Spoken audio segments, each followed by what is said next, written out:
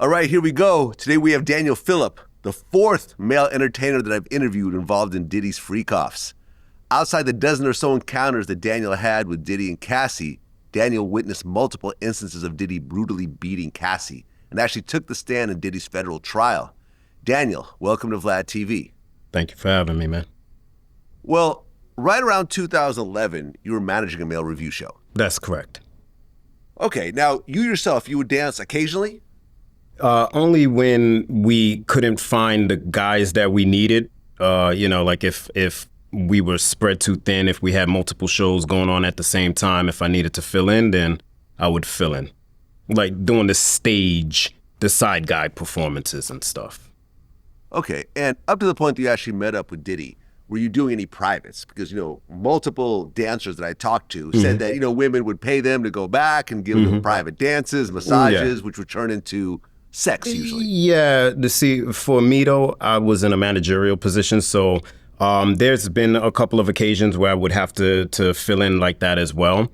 But, that was like heavily frowned upon in our company. So if we did do it, the guys would ultimately be fired for it. So, Okay, and then one night you got a call from your boss to do a job. Yes. Okay, tell me what happened. I probably should have fired myself, right? I get a call from my boss. It's maybe like 2, 3 in the morning. And he's basically telling me that he can't locate any of our black guys. There's a VIP client on the phone, and they're paying quite a bit more than he usually charges for, this service that he provides, which is to have a guy come to your location and sort of do a striptease for 20, 30 minutes and then collect tips or whatever and leave. And so he couldn't find the dancers. He contacts me. He asks me to go down there.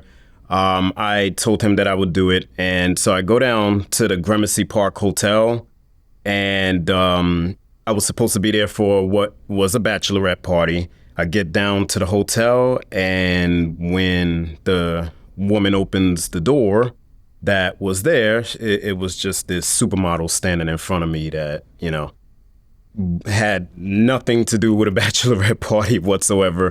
It was just her standing there. She was in full lingerie, red lace lingerie, everything see-through, oiled up, red wig, black dark glasses on, and then like platform heels. And I could see inside the room when she opened the room. And so I asked her, I'm like, where are your girls? I thought this was a bachelorette party. And that's when she proceeded to tell me what this ultimately was going to be. Okay, and at that point, you had no idea it was Cassie? No. Who'd you think it was? I thought it was Rihanna when and people laugh at me a lot when I say that, but, I've never seen Rihanna in person before. When I saw the red wig and the glasses, the skin tone, the height, like I really thought it was her. It just blew my mind. I started freaking out a little bit, to be honest with you. Okay, now you're supposed to get paid $200. I think I was supposed to get paid $400 for that one, yeah. But how much did you get in the beginning? So ultimately speaking, to get a guy to go out to a location, it's supposed to be $200. And my boss told me since they were paying, a significant amount more, that he was going to double that amount for me. So I was supposed to collect $400, I believe. But when I got in the room, she gave me somewhere between $2,000 and $3,000. I believe it was like $2,000 she gave me. And then she proceeded to explain to me that it was her birthday and, it's her and her husband there. And her husband wanted to do something special for her. And she told him that she would like to have a guy come down and sort of give her a massage and rub her down with oils and, and that he was fine with that. And she informed me that he would want to be in the room and watch, but that I wouldn't have any worries because, he's not gay and, he's going to just stay to himself and we would just, do our thing, whatever that means, whatever I'm comfortable with. Okay, so throughout all your sexual experiences up to that point, was there ever another man involved in any capacity? No, not really. No. Okay, so you never done threesomes with your homies? No. Never any trains? Nah. Nothing that like wasn't my thing, man. Wasn't No. your thing. But now it's about to be your thing because she's paying you to do something with her while her husband watches. Yeah. Yeah. And the way that she phrased it was, you'll rub baby oil on me and we'll see where this goes and we'll see, how comfortable you are. And, wherever it goes from there, whatever you're comfortable with, we'll do. I understood that to mean basically if you want to have sex with me, you could. She was so fine that I was like, okay, no problem. I'm good with that. So. Okay. So you're okay with that. You walk in the hotel and there's a man inside. Yes. So the entrance to the hotel room had sort of like a little foyer, and that's where we originally were having like the conversation, the initial conversation that we were having. And then she brought me into the room, right straight ahead. You can see there's a table with candles on it, baby oil that's like inside of like a champagne holder, Astroglide on the table, a lot of candles, and then a couch that's like right there in front of it as well. And so we get into the room and the room opens up toward the left side, and it's like a pretty large room. It's a suite. And yeah, he's sitting in the corner with a robe on, a white, like, those hotel robes. He's sitting in the corner with a robe on. He has like a fitted Yankee hat on and like a bandana, like a ski mask, like the Bloods and like, the colored bandanas. He has one of those like around his face. So you can't really see him though, because he's sitting in a dark corner and all the lighting is, 10, 15 feet away from him in front of us at the table. So, yeah. Okay, so you're in this room, you don't know it's Cassie, and you don't know it's Diddy because he's covered up. And Correct. She's wearing wigs and so forth, so you have no idea who these people are. Correct. So you guys start to go at it. Yeah. Okay. And it doesn't last that long, though. Nope. They clowning me right now, Vlad. I'm telling you, bro. Like, listen, I'm a man. I have no problems, with my experiences. I wrote this song and I put in the track that there's nothing wrong with my libido. There ain't nothing wrong with it, bro. But in this situation here, man, my system went into like system overload. So I don't even know if I lasted 60 seconds, man, during the initial first encounter. So, yeah. Okay. Were you guys wearing condoms? I don't think so, no. Okay. So you're not wearing condoms. Neither one of you are tested or know each other's test results. But you were just so horny, basically, that you're like, fuck it, I'm going to do it. I was overwhelmed, man. Like, yeah, and you don't think like that, man. You ever seen Love Jones? Yeah. You ever seen that scene where he's like, yo, when a man is like erect, the blood comes from his brain and his feet, so basically he becomes stupid and he can't run? That was me. There was no initial thought, really. It just was, I was so ready to go. It just happened that way, Okay, and I've heard this story with a bunch of the men that I've interviewed involved in these freakoffs. You're having sex with her, you pull out, and you come on her stomach. Yeah. And then what happens next? They get up, go in the bedroom. I didn't think anything of it then. I just, she came out a couple of minutes later. I think she gave me a couple thousand more, maybe like 2,000-3,000 more. And then she told me that I could get dressed and go. I leave the hotel room, go downstairs. I actually leave the hotel, I get about a block away, and she calls me again. And she's like, hey, do you think that you can come again? And I was like, yeah, I think I can, man. I was actually very happy that she was giving me that call because I felt like I definitely needed a do-over there.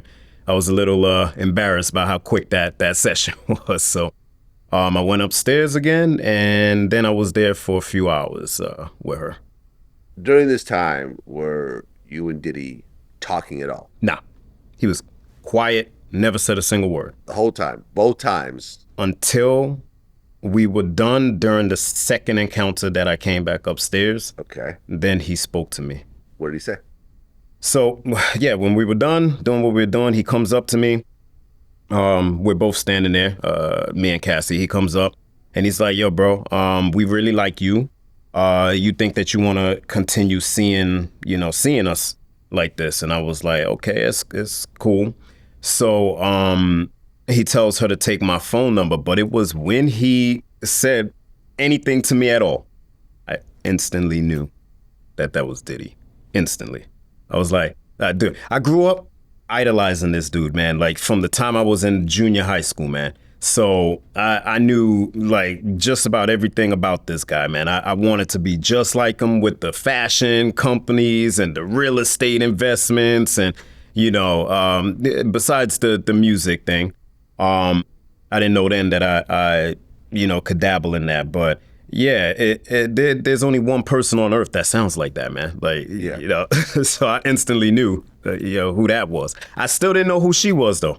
Okay, but I remember a couple of the guys I talked to, for example, Don the Dealer and Punisher both said this. When they realized it was Diddy, they both said, they both started thinking, oh no, it's Diddy. And they started thinking about the gay rumors and everything else like that. Were you thinking of that at the time or no? Nah, to be honest with you, I never thought this was ever going to come out. One, the way that they barricade those rooms, by the way, man, like I'm talking thick curtains and they close them all the way to the T. They push that couch all the way up against the curtains to make sure the curtains can't, like, it is so dark in those rooms, you can't see anything, right? So I really wasn't worried about that. I knew that they were protecting their identity so much that 9 times out of 10, no one was really going to find out about this. That was one. But two, what she said to me in the beginning and the way that he had gone about that first session, I didn't even speak to him. He stayed totally far away from me. He wasn't interacting with her at the same time that I was. So I was cool, man. I felt like, okay, well, if he just wants to watch live porn or whatever, let him do that. Like, I'm here for her. Okay, well, the second time you came up, didn't you ask about condoms? I did. And she said that we could use it if I wanted to. But she said that she doesn't really do this kind of thing with anyone. This is something new that they're trying. And, she's been tested. She can give me her test results. And then I told her that I could do the same, give her my test results.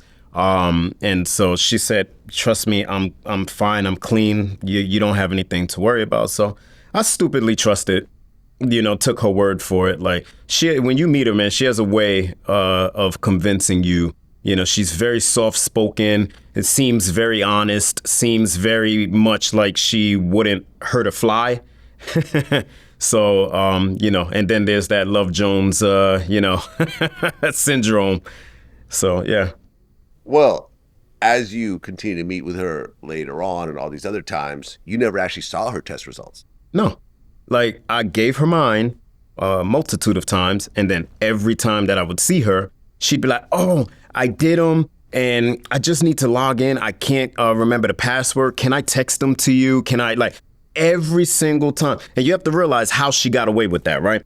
It's not like I was with them probably for the course of 3 years and I only saw them maybe 10, 12 times, right? So it wasn't like I was seeing them every week. I was seeing them, once this month and then maybe 6 months later and then 3 months after that. It was so spread out that it would make sense that, hey, listen, I would want updated results anyway. So she would tell me things like, oh, we're going to see you again real soon anyway. So, we want to, I want to get updated results. She gave me a multitude of reasons, but I never once seen her test results. Okay, so you finished this second session the same night. They paid you again. Yeah. And you left with about 7,000 or so? Like 6,000, somewhere around that. Okay, and you still didn't know it was Cassie. No. But then she used her actual credit card. Yeah. I went back and I told my boss. My boss and I were actually friends. So I told him what happened. I kept it real with him. And he was like, damn, really? And he wasn't mad at me because usually I would fire the guys if I found out that they were doing something like that, right? Or he would fire the guys because that's just not, it opens the company up to lawsuits, right? And this is a client that did purchase this service through that company. So it's entirely unethical. I make no excuses, right?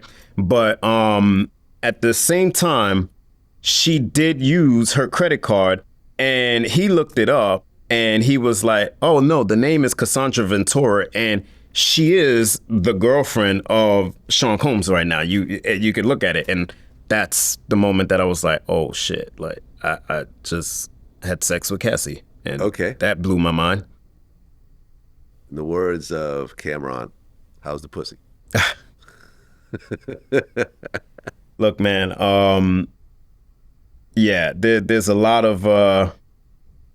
of reasons why I'm not going to answer that question.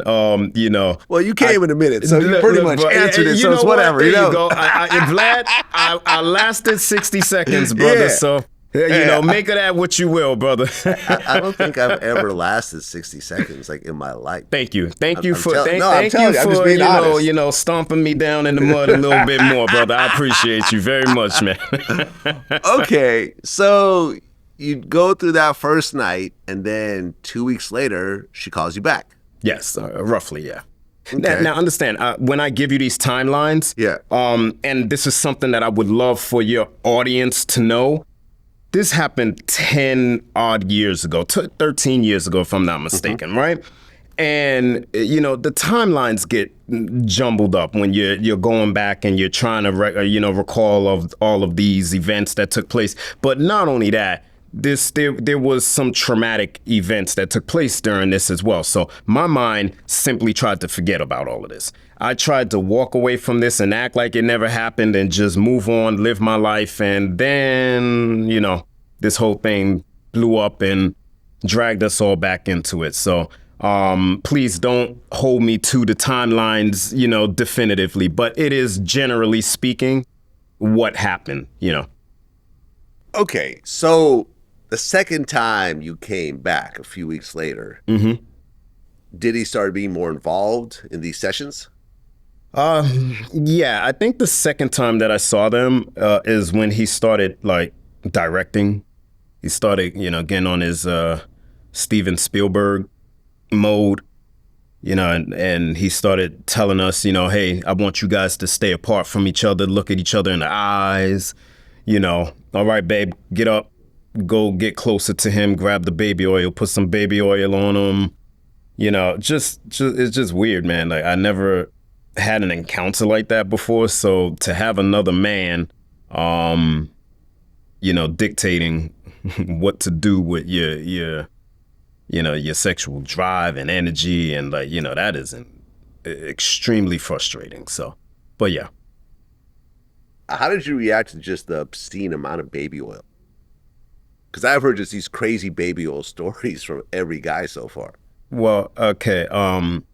First off, I'm definitely gonna get clowned for this, but I'm gonna say it anyway because I'm honest. Okay. Boy, there ain't nothing like hot baby oil on your body, boy. I'm telling you right now, Vlad, boy, let me tell you, man. It feels nice, man. Okay. It feels nice. And I challenge anyone to go heat up a bottle of baby oil and throw that on your arms and throw it on your chest and tell me that don't feel like heaven. Like, I'm not mad at it, bro. Well, I mean, here's the thing. I've used baby oil with girls before, but after a while it starts to get sticky and it starts to cool off, and it looks cool visually, but feeling wise, I personally was not into it.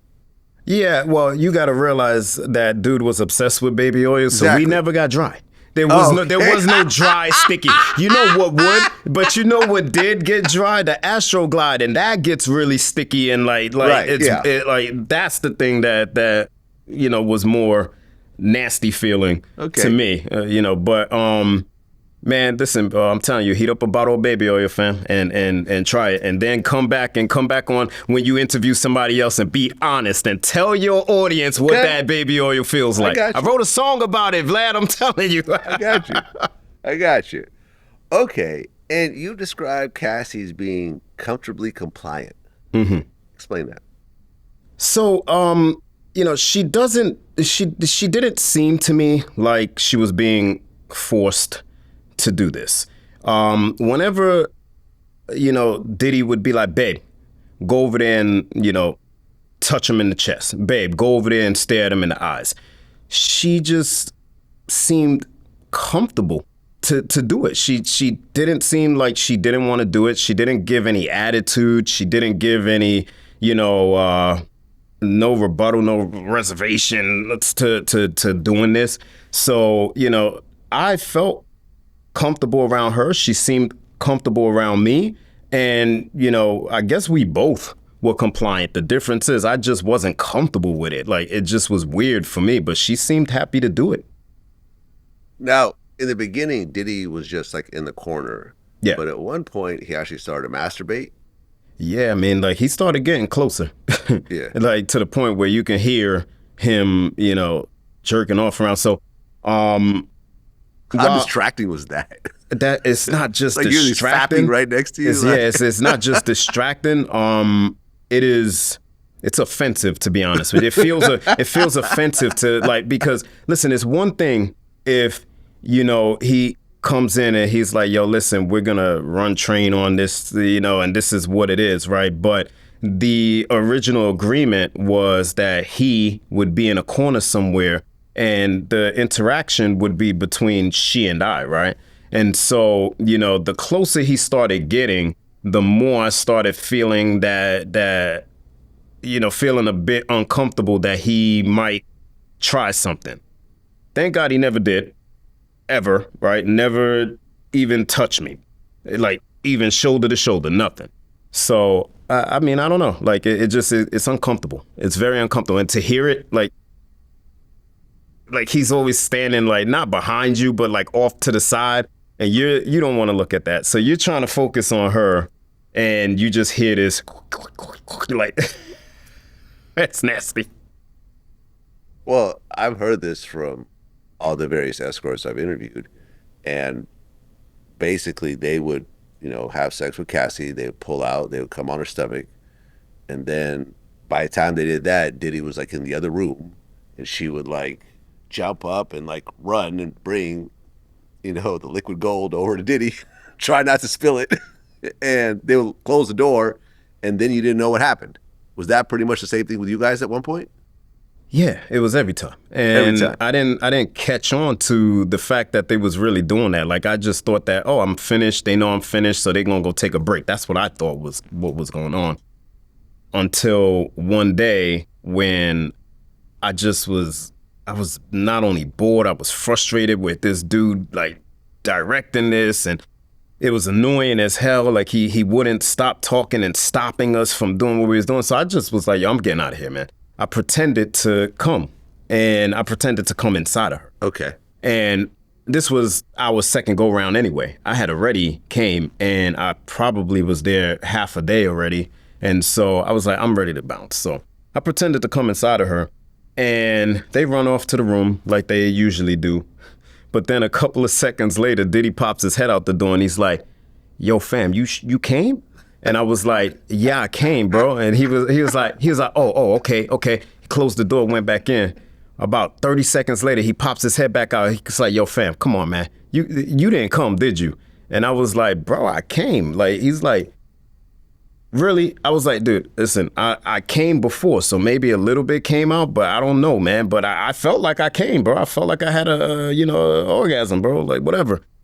So he went back in the room, and that's when they let me go. But that was the moment that I realized, yo, there's something to the semen aspect of this, and that's crazy, because then I started getting grossed out by this. I was like, yo, what is he doing? You hear all kinds of stuff about Diddy. Is he taking my semen down to the satanic church, or is he like, drinking it? Is he like, you don't know what's going on with it, but it just gets real weird from that point, like real weird. It was already weird, but it gets really weird after that. Yeah, I mean, the image that you just gave me of Diddy poking around in Cassie's vagina trying to find the cum river in there, like, it's just, and then being disappointed because he couldn't feel it coming out, man, it's just, I don't know, it's a little too much for me right now. I mean, when Cassie actually took the stand and she said that she would take the guy's cum and rub it on Diddy's nipples. Hmm. How did you feel knowing that that's probably what was done part of the time, if not all the time? Man, it's not a good feeling. I told you, like, for me, I idolized this dude. So it's pretty traumatic to think that any part of my bodily fluids, except for spitting on him, has been on any part of that guy's body, man. Like it's sick, man. Okay, so you guys are doing these cuckold sessions, and it's all just more or less straightforward sex. But then at one point you came in and Cassie asked for a golden shower. Yeah. Have you ever done that before? Never in my life. For one, I never did that before. I was never interested in doing it before. It was weird. This thing just kept going levels of weird, man. Like that's the bad. Like it just kept going more and more, getting more and more weird. But she was the one that asked me to do it. And when the trial came out and they were talking about this guy that urinated in Cassie's mouth and how she was choking and all of this stuff, man, I was waiting for that guy to testify. I was like, when is he coming out? Never happened. And then I realized, oh, I'm the guy that's supposedly... Nah, that's not how that happened, homie. Let me explain it to you. Okay, let's go. She asked me, if I would be willing to do it. And I asked her, why would you want someone to urinate on you? And, I thought that was a little bit strange. And the way Cassie talks, I'll tell you, she goes, I like the way that it feels trickling down my breasts and running over my nipples. And, it's really warm and it's really nice feeling. Like, that's how she talks, bro. So that's basically what she said to me. And so I was like, okay, I guess I'll give it a try. But, it felt disrespectful to me.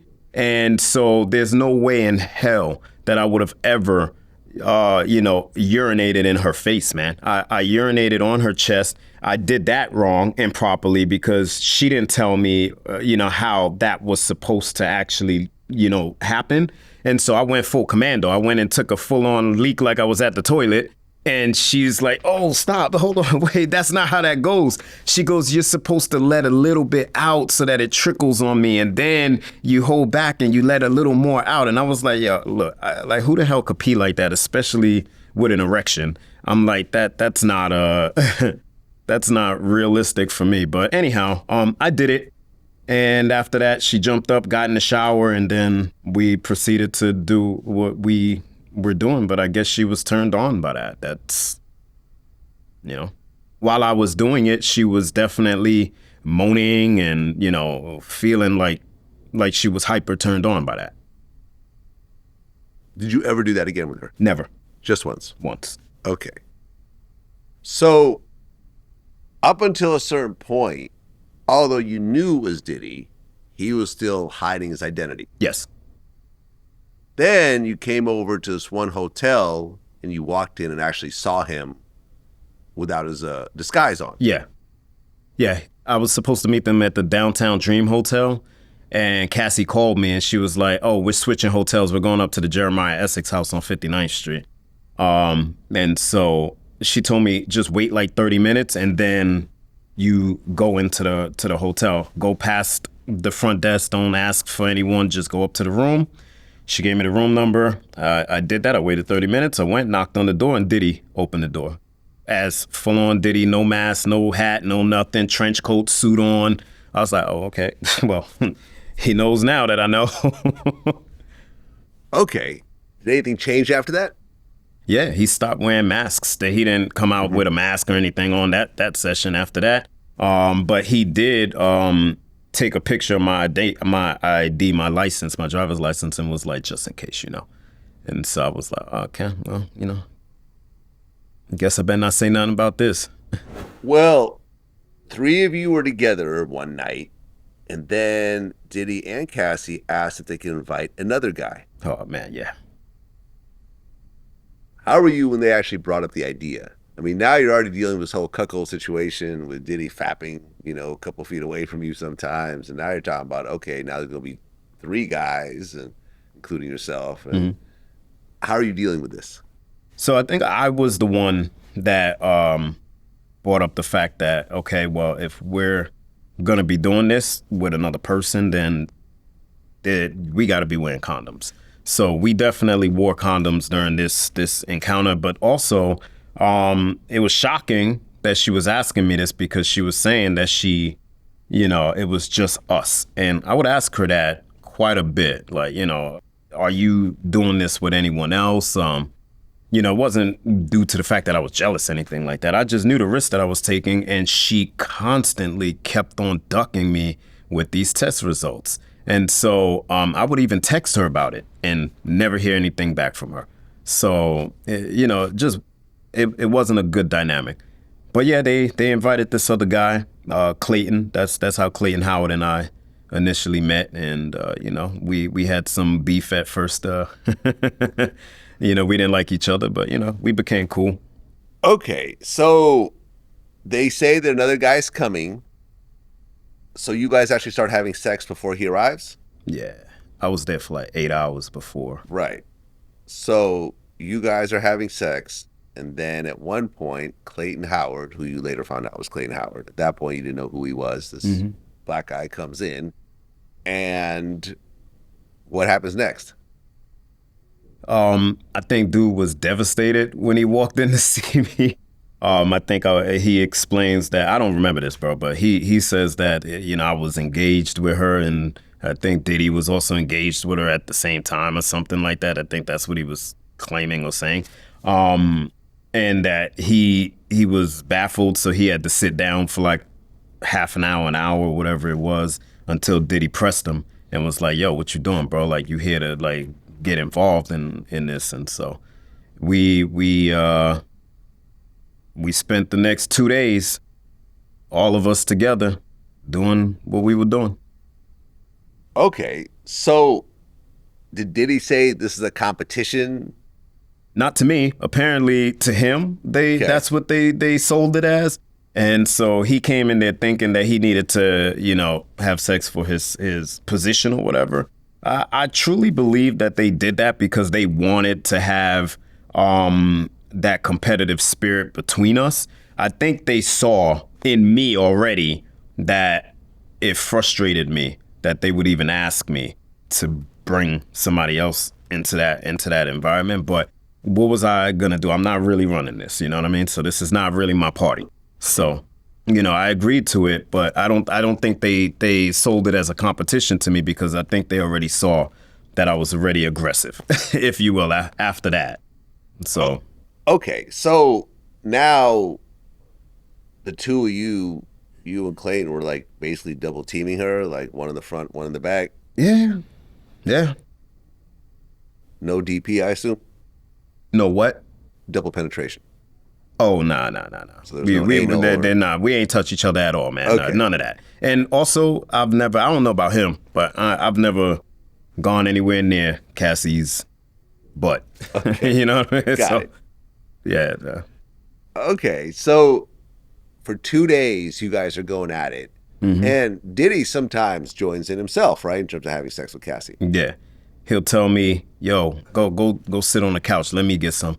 And it's comical because she's almost nearly like non-responsive when he comes in after us. So it is a, significant difference in, I guess how we're handling her and how he handles her. So I'll just say it that way. So the lawsuit where someone's claiming that Diddy was the size of a Tootsie Roll is basically confirmed right here?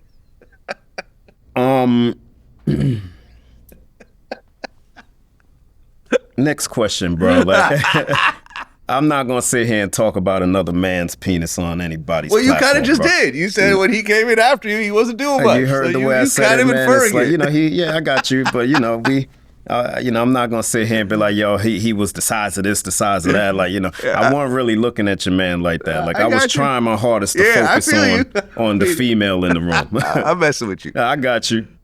Okay, well, at one point, Diddy and Clayton actually got into like a beef in the middle of this. That was so funny, man. Clayton kept on staring at Diddy in his face. So it was the two of them. Cassie is on all fours. Diddy's in front of her. She's blowing him.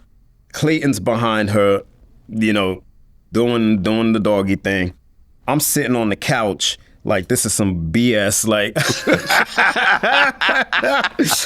I'm not gonna lie, I was in my feelings a little bit. I was like, I do not want to see this. But so all of a sudden, Diddy just comes out of nowhere and it's like, yo, motherfucker, if you don't stop staring at me in my face, I'm gonna fuck you up. And Clayton was like, I'm not even staring at you, bro. What you talking about? And Clayton doesn't know who this is yet. So he's getting like really aggressive back with Diddy.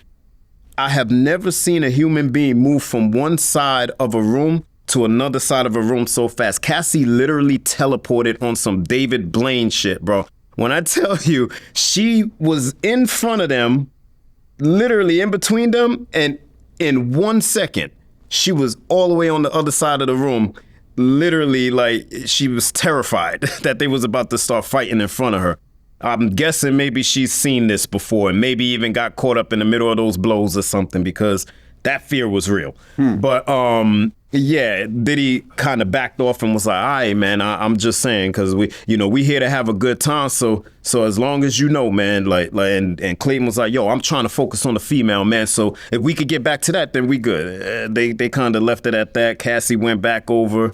She kept on saying, are y'all sure? Are y'all sure that y'all okay now? But yeah, I was like, damn. And I got on Clayton about it, man, because he didn't know who he was. So when they went and took a break and went in the room for like 30 minutes or something like that, I was like, bro, you crazy? I was like, what the heck are you doing, bro? You know who that is? And he's like, I don't give who that is. Wait, because Diddy was wearing a mask the whole time? Yeah. Okay, and so that's how I also know that he I don't know that. Maybe he just didn't have a moment where he figured it out before me because he would have, he may have come before, like been involved with them before I was and just didn't figure it out. And I came after and then figured it out sooner or whatever. But either way, they wore a mask and a hat while we were together in this encounter. And so once I explained it to him, he kind of was like, oh shit, like really? I was like, yeah, bro. I was like, listen, man, like forget the bag and all of that. Like what you're about to make and whatnot. Don't make an enemy out of that guy, man, because, we know the reputation that this guy holds in Harlem and so on and so forth. Some people don't really believe in it, but, why take the chance? That's how I look at it. Well, at one point, Daniel, you were at Cassie's house, and Diddy and Cassie suggested that they include another man in the freakoff. Yep. And in walks the guy next to you. That guy. Clayton Howard. That guy. Clayton Howard. Now, Clayton, how is this whole situation sold to you? Directly. Cassie calls me up. I had been sleeping with her for years at that point. So whenever she called me, it was like money phone, So she calls me up like, hey, what's going on? You around? Of course I'm around. She says, listen, we're going to do it a little different this time. You mind if, there's another person there? Completely blew me away. I'm like, what? I didn't even know there was other people involved. So she basically puts it to me simple. She says, that it's me and another guy.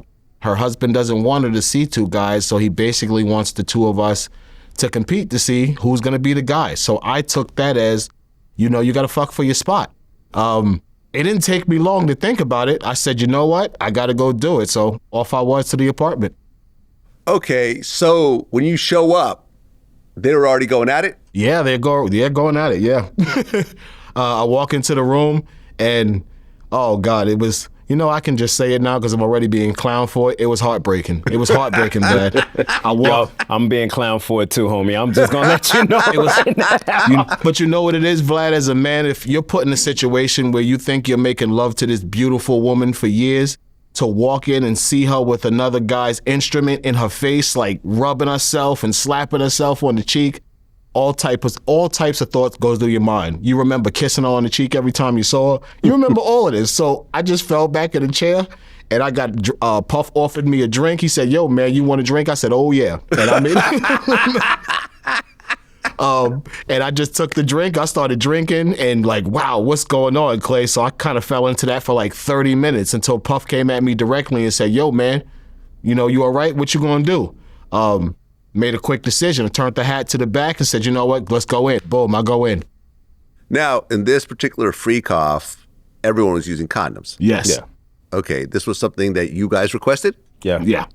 I don't even think we had to say anything. I just pulled out a condom. I didn't know who he was, so I didn't know. I don't even think, to tell you the truth, I don't think at this point I had unprotected sex with her. I think it was after this that the unprotected sex began. So I just naturally pulled out a condom. Okay, so then you guys start going at it, and you guys are double teaming her, essentially. Yes, triple teaming her, because Diddy was jumping in too. Okay, triple teaming her. Yeah. Was she actually servicing all three of you at one point? All three of us, bro. Like So- me. Not at once. Two at a time. No, she was doing fellatio like 2 at a time. Not 3 at a time. You're right. She did 2 at a Talking time. about, fam. I'm It like, was yo, not 3 at a time. that never came nowhere near me, No, bro. Like, I think she did once. I think at one point, and I can't remember. I could be foggy. if I she think did, at one it point, was his dick and Diddy's dick in the mouth in the same day. I ain't had Oh, nothing to no, do with it's none not- of that. wait, I'm wait, just saying, bro. You said you had a sword fight with Diddy? Is that what you're That's saying not right what I'm now? saying, man. Can I finish? I'm just saying, bro. What I'm saying is It that wasn't me. when I was sitting back on the chair before I got called in, she was servicing him, and I remember Diddy walking over there. Now, if she serviced him at the same time, I don't know, but I remember the traumatic visual effect of seeing both of these men naked with penises in their face.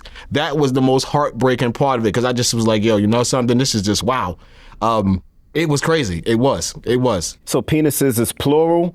I'm going to be factual and state it once again. That man's penis ain't never been nowhere near mine. And so if it was 2 penises in her face, it was not at the same time. What I mean by face is you guys were both standing in front of. I'm just saying, bro. I don't mean you were Have sword you fighting. realized how mean the internet is yet, bro? Now we finna be factual, bro. Okay, so to clean this up for the internet, they were not sword fighting. They were Thank a you. comfortable distance apart, maybe 12 to 24 inches, but she was right Inches. there, front and center, like 1, 2, like it was insane. She was totally into it though, dude. That's what made it so heart-wrenching, is I could see how much she enjoyed it. Well, what would happen when Diddy would actually get his turn to have intercourse with her? I would just kind of stand there and zone out. That's not really much to watch. She's kind of waiting for one of us to go, really. Like, that's what the truth. Like, she would let him go and be watching us the whole time while he was going. Okay, but at what point you and Diddy had a problem? Oh, yeah. What happens? I think I might have been, I hate saying, you know what, we could just say, I think I might have been doggy style. I'm behind her, Diddy's in front of me. Now it's dark, I wear glasses, I can't see. It's a bunch of stuff in there. We put using baby oil. Some of the baby oil got in my damn eye, so I can't see. So I believe he thought I was staring at him just because I was looking in his direction. But the truth is, in situations like this, Vlad, you're not looking at the next man if you heterosexual. You trying to 1 potato, 2 potato, 3 potato, and you staying in the place you in. Not paying attention to this guy. So for whatever reason, he thought I was staring at him. And he comes out and says, motherfucker, if you look at me again, I can't remember exactly because I got so angry, but I remember after he was done, I was like, niggas, you fucking stupid. I ain't looking at you. So immediately I got incredibly aggressive. And I guess Cassie never saw me like that. So if there was a real life thing such as like teleporting from Dragon Ball Z, at that moment she did it. She was like from here, all the way out of the way of the two of us. I just said. So I think he kind of like sized me up to see if he had it, and he instantly realized he didn't. So he was like, yo, man, listen, it's good vibes in here. It's cool, And I'm like, yo, I ain't looking at you. What the hell I got to be looking at you and her? You bugging the fuck out.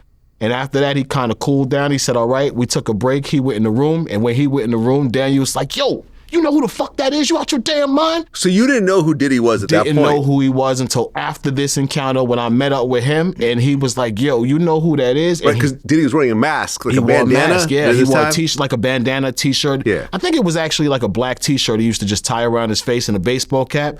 But he kept it so low you could only see like the silhouette of his eyes, which are incredibly dark. So it could be any black guy. How the hell do I know who it is? He barely ever spoke. Like I said, he couldn't stand me when I first met him because I used to slut Cassie out so bad and I was so arrogant about it. He didn't like me. He didn't want to talk to me. He gave me like 1-2 word answers. So this went on for a while. I didn't even know who he was until this situation happened. He started screaming at me, yo, you know who that is? And he didn't even tell me. I don't think you told me in the freak-off. I think you told me out of it when I met him. I told you in. And I remember because we was eating. We was sitting down. I was like, yo, bro, like, you got to calm down, dog. Like, you know who the hell you was, like, just getting into it with? And you was like, I don't give a fuck who. I was like, nah, bro, you give a fuck, bro. I was like, you care, bro, because, like I said, man, like, you grew up in the hood, man. I'm from Harlem, bro. Like, you know, dude's reputation precedes him, man. So we know what he's known for outside of entertainment, the other shit he's known for, you know, so. It's not physicality either. Like, I heard one interview with this guy, I think it was like one of the white escorts, Sean, where he said, you know, I would have grabbed Diddy and did this and did that. Dude, no, you wouldn't have. It wasn't about physicality. You knew that this guy's aura radiated such power, you knew that if you touched this guy, there was a problem. Because it actually happened with me a couple of times. He and I was gonna fight, and he would just like flex on me, Vlad, like, boom, go ahead, touch me. I ain't stupid. I've been through some things, and any guy who's that confident to sit in front of a guy twice his size and sit the hell down like that, something's up. So Diddy, I think the way to explain it is Diddy exudes power well, very well. And you can tell. So no, I don't think any escort would have touched him if Cassie and them got into like a dispute. You know, you'll break it up. You'll try to talk him out of it. But as far as going to attack him and think you're going to beat him up, you're going to be wiser than to touch this guy. You know that's better. Interesting, too, bro. Like, you think about this for a second. You got guys that are monsters. Like we were big, bro. We were big. What would make a guy way smaller than you, think that it's okay for him to put his hands on a woman in front of you? It's probably the fact that he knows that he got something for you if you think you're about to get out of pocket. And so as the bigger guy, it bugs you out. It's psychological. You sitting there like, yo, does this guy not see me? It's almost like a little tiny dude that comes into a bar, gets a little drunk and tries fighting you or something. You like, you see what I look like? Although I've had multiple interviews with his head of security, right? And he would always say that when it was time for these freak-offs, he would give them the weekend off. Because he wouldn't want his security seeing what was happening. And at times, that he would go, you know, down the elevator and like this, you know, like a Rico Suave type dude that was obviously some sort of male exotic dancer escort would get on the elevator with him. He'd go back up just to see what room he would go into. You'd see he was going into Diddy's room and be like, oh, okay. Then he would leave. But a lot of times he wouldn't want his security to know about this stuff.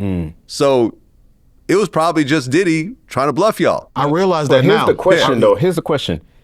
And this was always my question. Are his goons and his security the same thing? Yes.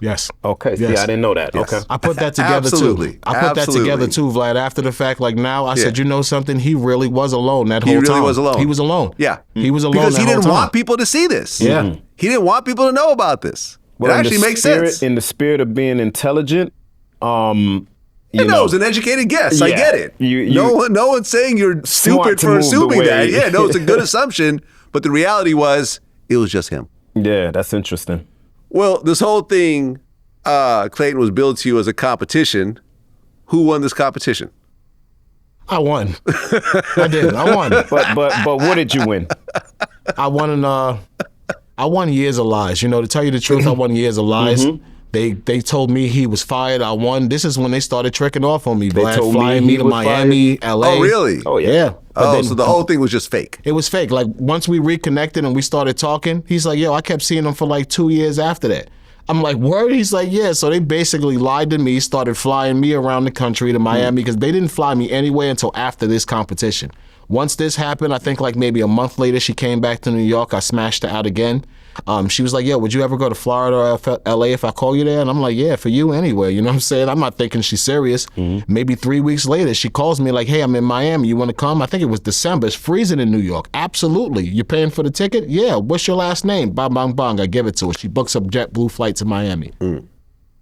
There you have it. No, it wasn't first class. No, it was definitely coach. It was definitely coach. Well, at one point, all the times that you guys were meeting were in hotel rooms. But then you guys had a freak-off in Cassie's apartment. Yes, we had, I've been to Diddy's house. I've been to Cassie's house. I got a crazy story about Diddy's apartment, like across from Bad Boy.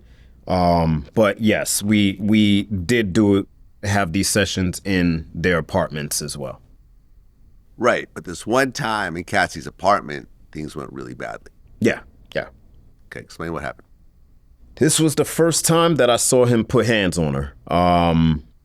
We were, when I say in the middle, taking a break, expected to come back and continue, having our encounter or whatever. And Cassie was, she was actually on a computer. Her back is to me. So I'm facing her. Her back is to me. I'm on her couch. Her computer is up against a wall, and then there's a wall to the left of her. And to the right of her is a hallway, and her bedroom is down that way. And Diddy's in her bedroom.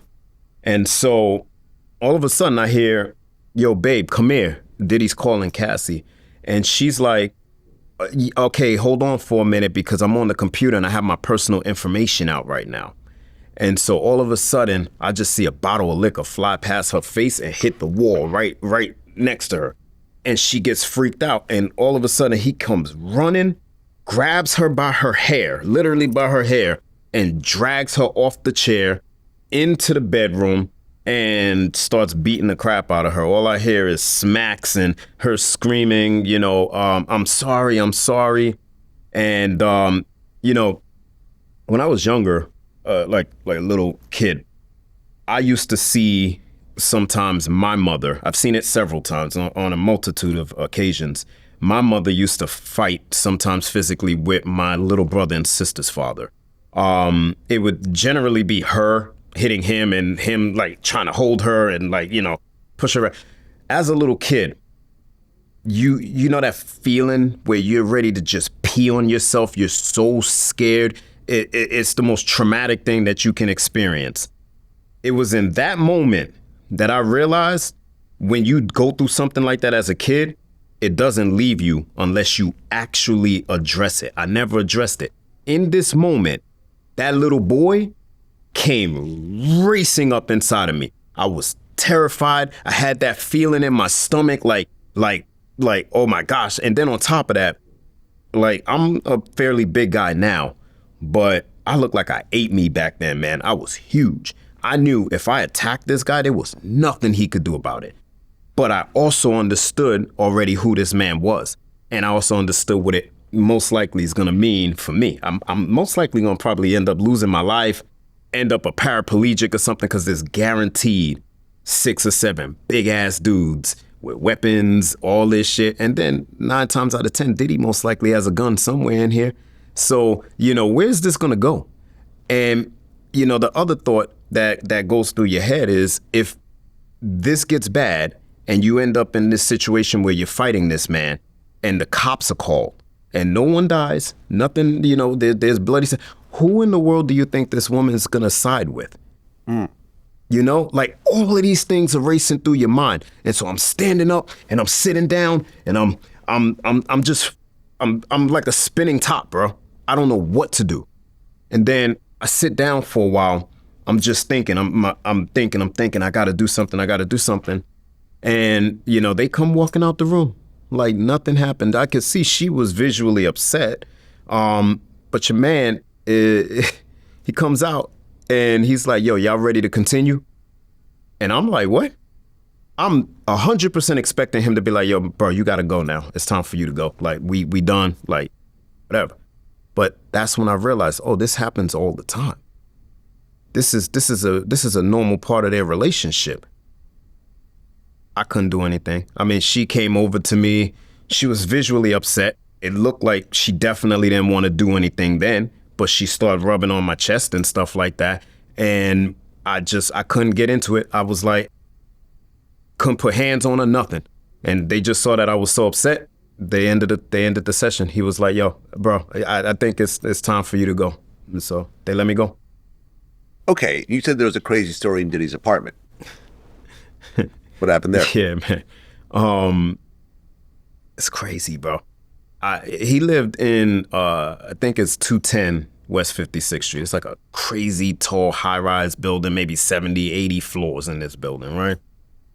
And I think he lived on the 66th floor. I recall, like, yo, is this dude seriously the devil? Like everybody keeps on saying. Like, I'm serious. Like, so he lives on the 66th floor, bro. All the way at the end. It's like a you know how you walk out of an elevator and you turn to the right and straight ahead at the end of the hallway is that apartment? Yeah, same exact thing. So I was feeling like I was kind of like in one of those scenes, The Devil's Advocate or something like that. Long little hallway, you walking down, door right at the end of the hallway, you enter, and it's like, you know, whatever. Anyway, in this apartment, bro, he has like a double living room, or had like a double living room. And in that secondary living room, it's like a smaller living room, kind of separated by some sliding doors or whatever from the main area. This dude had a couch made entirely of mink. A black mink couch. Okay. I'm telling you, this couch had to be $1 million. It was massive, beautiful couch. And bro, we did a freak off on that couch. I'm talking baby oil all over it, you know, bodily fluids all over it. And I just the whole time was thinking that I want to cry. The whole time, bro. I was like, because listen, a lot of the times that they would call me, I was broke as hell, man. I was living way above my means back then, not good at budgeting at all, definitely broke a lot. And so when they called me a lot of the times, even though I never asked them for money ever once, I expected that they're gonna probably bless me at the end of it. And there have been times that they didn't, and I was fine with that. Like, that was never a part of the engagement, like with me, the agreement, right? But either way, that was when I really felt like a loser, bro. I was like, damn, bro, like I'm sitting here, you know, sometimes with like $30 when they call me to my name and they calling me up and I'm like, you know, going down to these sessions or whatever. And here this man is absolutely wasting $1 million couch, bro. Like it's nothing. And I was like, damn. That was the moment that I was like, yo, I got to make some changes in my life, man. Well, this one night you're out at a Victoria's Secret party. Yeah. And you had a date with you. Mm-hmm. What happens next? Yeah, so I wouldn't even really call her a date. I was with another model friend of mine that I had. You know, we used to chill. And we were going to my hotel room. I had a room at the Downtown Dream Hotel. And I run into Cassie on the outside of the hotel. And I see her, she sees me, she gives my girl the dirtiest look. Cassie's with these two white girls and they're all smoking cigarettes outside or whatever. And so I don't say anything to her. I pretend like I don't see her, like I don't know her, but we locked eyes. She knows I saw her, I know she saw me. She don't say nothing to me. So I go upstairs to my room and I'm hanging with my friend and like 30, 40 minutes later, I get a call from Cassie. And she's like, hey, I'm happy that I saw you downstairs. And I was like, yeah, what's up? And she's like, I want to see you. Can you come see me?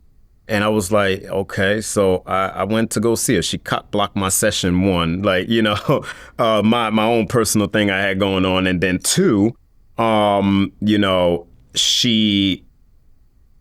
Diddy was nowhere around when she saw me. So when this came out that, you know, he was forcing her to sleep with all of these guys, I can't speak to the other guys, but I started feeling for sure, damn, that she was not, you know, forced to do anything with me, because that doesn't make any sense. If she's being forced to have sex with me, why the hell would she tell Diddy at all that she saw me? Mm-hmm. Why would she do that? Why would she stare my friend down the way that she stared my friend down? I mean, she gave her the dirtiest look ever, bro. You know, like she wanted me there. So, you know, there's several things to this, man, that especially once you start thinking about it more and more and more, that start to make more and more sense as time goes on. And one of the things that the conclusions that I've come to with this is that Cassie definitely was complicit in this. She knew there was only two people out of this whole situation that knew the totality of what was actually going on here. How many men were involved, which men were meant for what and for what purpose. And the one thing that I could say, pretty confidently is that none of these guys were making their own informed decisions, based on the actual truth of what was happening in this whole dynamic. We never got the truth. And me personally, had I known that she was dealing with 50 other guys, should have saw me once that first night and never saw me again. Okay, so you talked about the domestic violence incident at her apartment. Yeah. But then a couple of times later, another incident happens. Yeah. So before I say that, I realized that this was getting dangerous now at a certain point, because there was a time before I saw him hit her again, or this time I didn't see it. I heard it. I'll explain. But there was a time that they invited me to a hotel, and Diddy opens the door. And he's like, yo, Playboy, I don't think this is going to happen today. And he invites me into the room, and I see Cassie completely laid out. You ever seen like those movies where maybe they'll have a scene in it where, some dead body is just laying out half on the couch, half off, just laid out like this? Mm-hmm. That's literally how she was, man. She looked dead, but you could see that she was breathing and but she was passed out. And so I was like, oh yeah, nah, this ain't, I was like, I don't know what's going on here. She all right, bro? Yeah, she all right, bro. She just took too much of some that she, I told her not to take that much or whatever. So I left. And then I heard from them maybe a couple of weeks later. But yeah, to get to the part that you were talking about, we were once again at the Jeremiah Essex House Hotel in Central Park West, or Central Park South, excuse me. And we were in the middle again of one of our sessions, and all of a sudden I just hear slamming all over the room and screaming, I'm sorry, please, I'm sorry, stop, I'm sorry. And so finally Diddy comes and slams open the door, and basically butt-ass naked, just a robe on, walks out of the hotel room.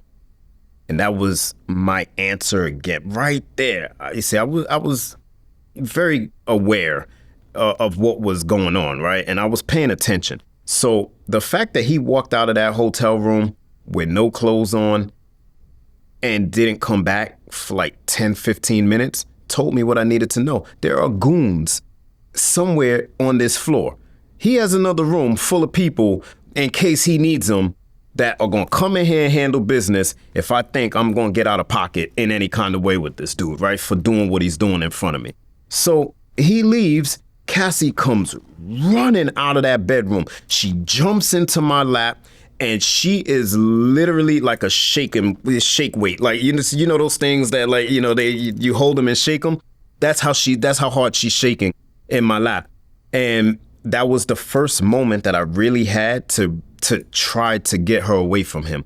I was begging her. I was trying to convince her so badly. Please go to the police. I got your back. Please, let's go. You need to leave. You're in danger. All of this stuff.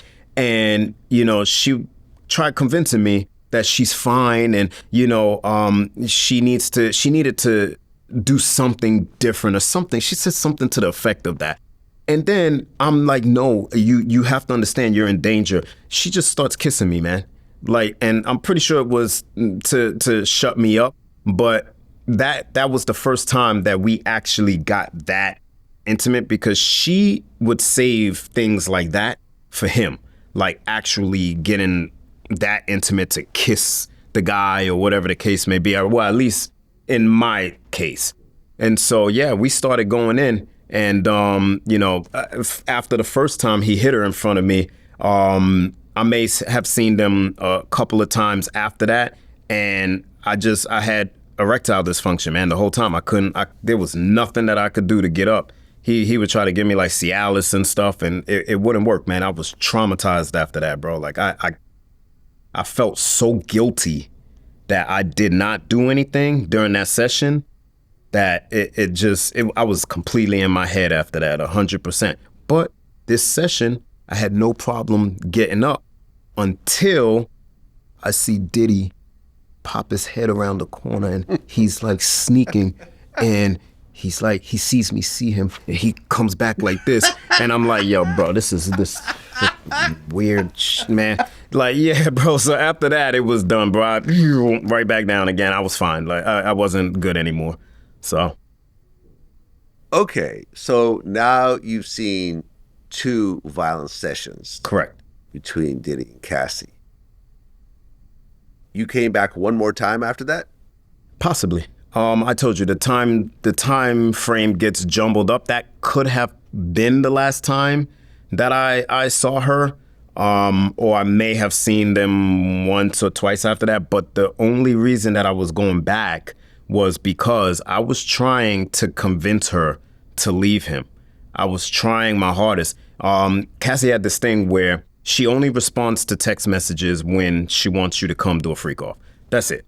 Doesn't matter what you text her. Doesn't matter, yo, I saw this and congratulations on that, whatever. You getting no, can I have your STD results? You getting no responses, bro. So, I used to even try to bait them into feeling like I was ready to do a freak off, and I would send them like text messages, like sexual text messages or whatever, because Cassie used to ask me during the beginning of our relationship or our situationship to send her freaky text messages because it turned her on and she liked that kind of stuff.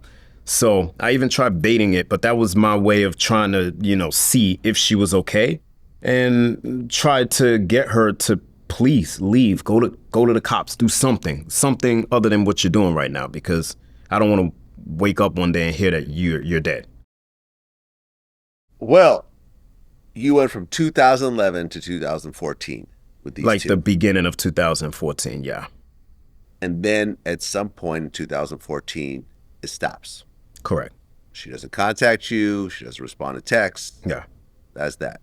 Yeah. And I would only, I think I texted her when she got married or something like that, maybe just to say, congratulations. I'm so happy that you finally got yourself free of this. And, I'm rooting for you. I texted her something like that to that effect. But, of course, no response. And and that is a moment that I would not want her to respond. And also, in all fairness, I don't even know if that was still her phone number. That was the number that I had for her, but, it could have not been her phone number as well anymore. Well, like I said, 2014 was the last time that you saw them. Sure. 10 years later, 2024, Cassie files a $20 million lawsuit against Diddy. Correct. When you heard about that lawsuit, what'd you think? So I was married at the time, and I heard that the lawsuit happened through one of my other friend's wife. She texted me and was like, have you seen this? Because she, my friend and his wife, they've heard of the story about my situation with them in the past. And so I looked it up, I read through it, and then I went straight to my wife at the time, my ex-wife, and I asked her, I said, listen, this is an opportunity for me to make this right if I can. How would you feel about me reaching out to Cassie's team and telling them, that I'm willing to try to help her, to be a witness, to tell them basically what I've seen. And I reached out. She said, yeah, absolutely, that you should do that. And so I reached out to Cassie's modeling agency, and I gave them some specific details as to like how they used to tell us we need to say black to go up to the room, certain details that only one of us would know. And Cassie, of course, didn't respond. I get a call from her lawyer like the same day. And so they tried to get me to go down there to do an interview the next day, but by then Diddy had settled. Yeah, when you heard that Diddy settled like less than 1 day after the lawsuit was filed, everyone went crazy when that happened. Because look, at the end of the day, as someone who's been through a lot of lawsuits, both ways, at this point, settlement does not mean guilt.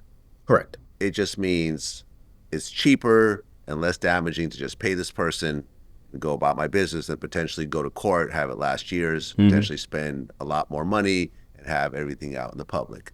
But he paid it so quickly that people were like, oh, hey, and the allegations in the lawsuit were crazy. Yes. So you got to realize he was never banking on the fact that she would throw herself under a bus to hit him. She literally threw herself in front of a bus to get run over by a bus just so that bus could hit him, right? That's how he was looking at it. Yeah. And, on top of that, Diddy has a real hardcore ego, bro. People know who this guy is, but that attitude is not a facade. It's real. I was in a room with him once and we were joking around. And you know how back in the day, you'd be like, yo, you stupid, you dumb, I'm gonna call you whatever, something like that. I was like, yo, you the man, bro. I'm about to start calling you Jesus. Just playing around. That was a dumb thing to say first off, but just playing around with him. Yo, Vlad, this man stops in his tracks, stares at me in my eyes, and goes to me, yo, bro, you can't say that to me unless you mean it, bro. I'm dead serious, bro. If you don't mean that, don't say it to me. And I was like, bro, what you talking about? Of course I don't mean that. What are you yo, dude, his ego's really like that. So in a situation where his ex-girl, who he basically slutted out to, 50, 60, whatever, however many other guys that's involved in this that we don't know, celebrities, people that just randomly met at a club, whatever, right? He's not betting that she's going to be willing to put all of that out there. That was the stupidest thing that he could have done. It was extremely damaging to him, and it didn't matter whether she put it out, he settled in 1 day or if he settled in a year and a half later. The bottom line was he should have never, ever, ever let this information come out. And because of him, there was far too many people that were involved in this that their whole entire lives were going to fall apart. So this is his fault. And everybody's pissed off at him because he had all the money. How hard was it for you to just be like, yo, you asking me for 20, I'm going to give you 30. Because you know what? I know what I did. And we going to call it at that. But we friends from now on to the point where we friends enough at a distance. You good with whatever I'm going on with my life. I'm going to get the help I need, whatever it is. And no one in the world has to know about this. You know how many people's lives got uprooted by this, man? Yeah. I mean, I was talking to a friend about this the other day. If he had just given her a baby, I think all of this would have been fixed. Yeah. Here's this baby. I'm going to take care of you and the baby. You're going to be part of my extended family and all the stuff that happened in the past. Because, from what I understand, the stuff that he was doing with Cassie, he used to do with Kim Porter. Wow. Yeah, That's what I heard. I don't know that for a fact, and she's passed away, so we'll never know. Mm-hmm. But she had, I think, 2 kids by him or 3 kids by him? Yeah. So, I mean, it doesn't surprise me. Yeah. Ultimately, they maintained composure overall. Because once Cassie filed the lawsuit, then literally 100 more lawsuits started to hit. Yeah. If you saw, me and Tony Busby on Pierce Morgan going at it, where he claimed 100 women were drugged and raped by Diddy. Yeah. I wasn't really buying it, but you get these copycat lawsuits. Yeah. Yo, Vlad, I'm glad you said that, bro, about the 100 people being drugged by Diddy and stuff like that. Listen, by no means am I advocating for, Diddy in any kind of way, man. I can only say from my experience, and it doesn't have anything to do with anyone else's experience. Someone might have had a totally different experience. From my experience, how Diddy goes about giving people drugs is he asks you.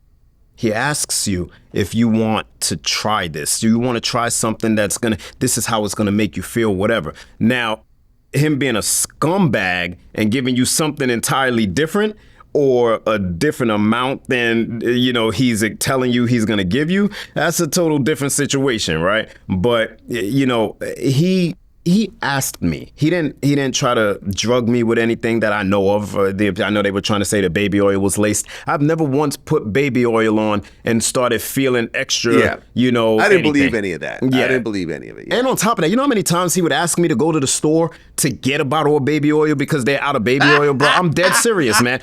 All that damn baby oil he had in it, he still had me going and picking up. And I used to be broke as hell sometimes. Sometimes I'd be like, damn, man, if they don't pay me after this, I just spent, another $8 on damn baby oil. Like, yo, it's crazy, man. It's nuts. Okay. So the problem was when you went to go talk to her lawyer and gave her lawyer all your info, that lawyer passed your info to Homeland Security. Mm-hmm. So at one point, the feds actually reached out to you. Correct. Which they would have done anyway. I was one of the main guys. I was with her for 3 years or something. And on top of that, Clayton Howard was also investigated, or not investigated, but he was being questioned about his involvement in this. And he was constantly talking about me and because he was trying to find me. And he couldn't remember my name, so he was telling them about it. And they pulled up text messages and everything. They already knew. They would have reached out to me no matter what. There was nothing I could have done to get around this. Okay. How'd you feel when the feds actually started to question you? Well, when they first initially contacted me, I thought for certain this was a setup. I was like, oh, hell no, bro. Like, I thought this was Diddy's people reaching out to me. I thought they was going to try to kidnap me. And I watched too much Scarface, man. But anyway, it sucked. This was the one thing I didn't want to be a part of. But at the same time, I still didn't know the totality of the situation. And so I still was thinking that Clayton and I were like two of the only guys. You hear things about, there were other guys possibly. You just don't know how many. But it's scary. You feel like you don't want to be there, but at the same time, you feel like you want to help her. I still was like very much team Cassie at that moment. And even now, I'll tell you, the abuse that I saw her go through, I'm sorry, no woman deserves that, bro. Like there's not a female on earth that deserves for a man to do what that man did to her. And I think he certainly should pay for it. But, after I found out just how many lies and how long we were involved in this for, and the danger that we were all in this entire time, and the fact that there was only 2 people, she knew just as much as he did how much of this was actually happening. It really made me angry. So, initially I wanted to help her. Now I'm just like, I guess this just is what it is. Okay. So the feds question you, and they met up with you like 5 times? Yeah, roughly. Okay, so you're going through this whole situation where you're going back and forth talking to the feds. Mm-hmm. And then the video comes out of Cassie getting beat up in the hallway at the Intercontinental Hotel. When you saw that video, because, you did see them actually interact in that type of way. The first domestic violence incident, right? Mm-hmm. When you saw that, were you like, yeah, that's pretty much what I saw? It triggered me. It triggered me badly. I don't know if the prosecutor's notes ever come out publicly, but if they do, you will read about the fact that I had a full-on meltdown every single time that I went in and was questioned by them.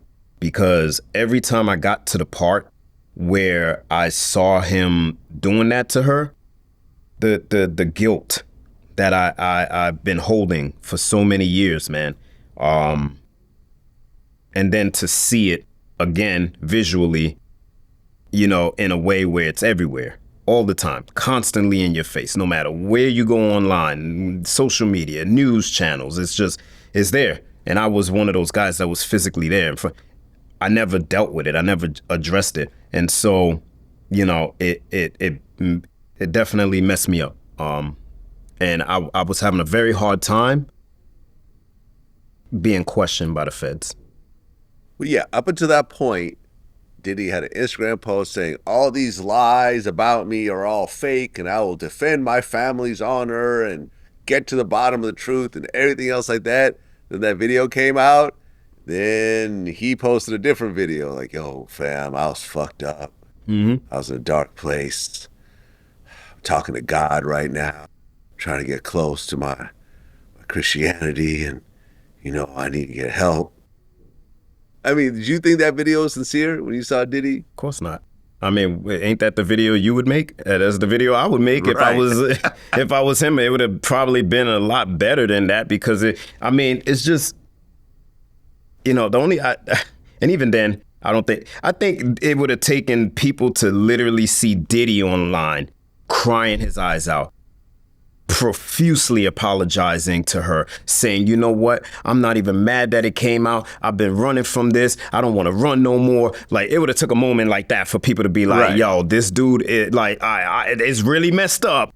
Yeah. But we can understand the human side of him. But that I mean, come on. Right. Nobody believed that. Because that video comes out, and then Diddy's LA and Miami homes get raided. Mm-hmm.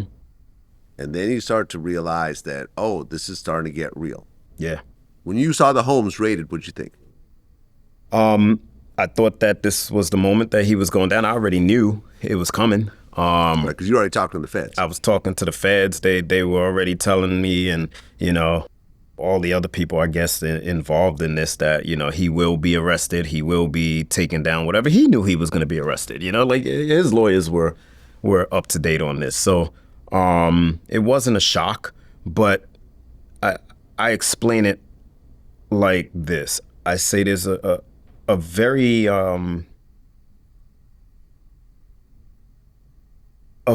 emotionally polarizing feeling that you feel. On one side, this is the guy that you idolized as a kid. You know, I used to walk past his billboard in Times Square and literally talk to that thing, man. You know, that billboard that he had with the mohawk, the runner's marathon billboard. I used to be like, you gonna know me by first and last name, bro. We gonna do business together someday. Yeah, I know what the laugh is about, what you man. ask for. You gotta be more specific life than has that, a right? very, very interesting way of giving you what you asked for, but not exactly. And so on one hand, there's that guy that you know, right? And then you met him, and there were a lot of moments where dude was cool as hell, man. We sat down, we joked, we drank together, we ate together, like we had normal conversations, like we were, you know, people on the block, you know, just boys. And then on the other hand, you see this demonic person that you know, not only what he did to this woman, but what that whole situation did to you as well. And it's a bittersweet feeling, man. It's just like you hate to see, another black man as well going down by his own accord. Let's be real. But you still hate to see another one of your brothers going down. And at the same time, you know that he has to. Somebody has to stop this guy, because he's doing wild things to people. Well, the house raids were triggered by a grand jury, which was going on and was ongoing. Now, you yourself were never called to the grand jury. No. But then Diddy was arrested. Mm-hmm. So now it's 100% real. Yeah. Because, listen, you have enough money, grand juries and judges and prosecutors are a little worried to go after you because they know you're not just going to roll over, you're going to fight tooth and nail. But when he was arrested, how did you feel? I mean, again, I knew that it was coming, so it wasn't surprising. I even know the agent that arrested him. We were talking a lot about it. We were talking that we knew it was coming. We knew, that this was going to be the case. Once again, it's polarizing. It's like on one hand, you feel bad that this motivating side of your world is also crashing down, but then you also feel really good because you know how many women are probably going to be safe now because, the real messed up part of this, man, is I've seen his kids in person now, man.